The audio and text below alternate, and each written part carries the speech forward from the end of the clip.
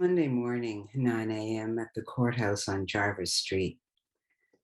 To get into the courthouse, one has to go through the obligatory metal detector and pass by several policemen.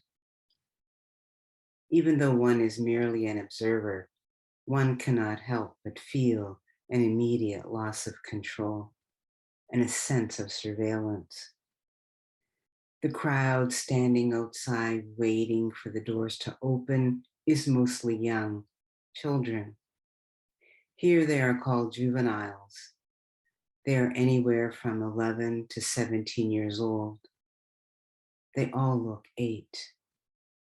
Some of them are trying to look older, tougher. Some of them are scared. Most are alone. Some with a grim-faced mother or grandmother. Some are smoking cigarettes nonchalantly.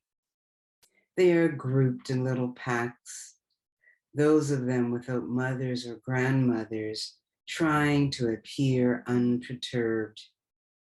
But perhaps they are unperturbed. Some of them are veterans. The doors open and we all troop in through the turnstiles and the metal detectors. The corridors and vestibules fill up. There aren't enough seats in courtroom 1 for the crowd.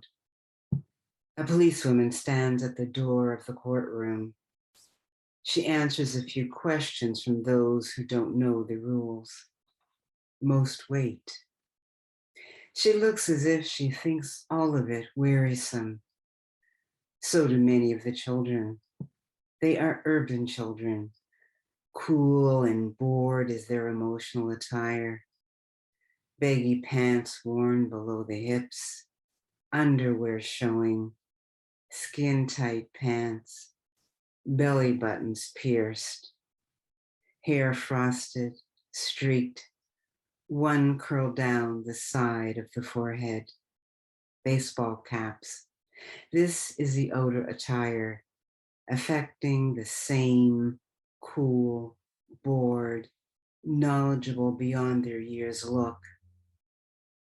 And perhaps they are cool, bored, knowledgeable beyond their years. I don't know. A city can do that. The doors to courtroom 1 open. The crowd walks in, filling the seats. The policewoman, joined by a policeman, instructs boys to take off their caps. We stand as the judge enters. 2 court clerks sit below him to his right. They are Black women, one older, one younger, one in glasses. The judge is not formidable as one imagines judges. He is white.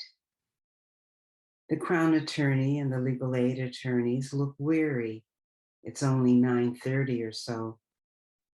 They obviously know each other. They decide some dates, drop into legal talk, settle what to do with the defendants. It is a routine they practice each day. They could probably do this asleep.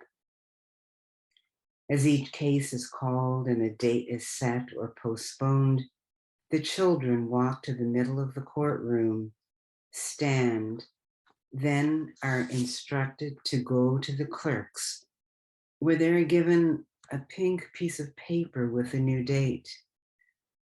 The charges aren't read out. This is only a court for setting dates and issuing warrants for those who haven't appeared. Before the judge arrived, 6 or so teenagers in cuffs were brought up from the holding area downstairs. They affect an even more bored look, glazed, really. They've been in custody. They are either heroes or scarecrows to the other teenagers in the room. One by one, names are called, and I see the children at first tentatively stand, knees weak, and make their way the 10 feet or so to the bar. Something curious happens to most of them in their walk up the aisle. They transform from scared and teary to bold and accomplished, as if this is routine, as if they did this yesterday.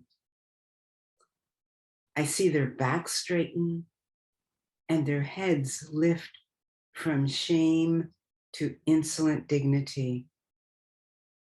Inside, they're making some decision, some resistance. This is what I am then. Something else is noticeable in courtroom number one. The defendants are Chinese, Hispanic, Portuguese, Italian, African Caribbean, Vietnamese, Russian, but not really. None of them know these origins except through their parents or grandparents. They were all born in this city.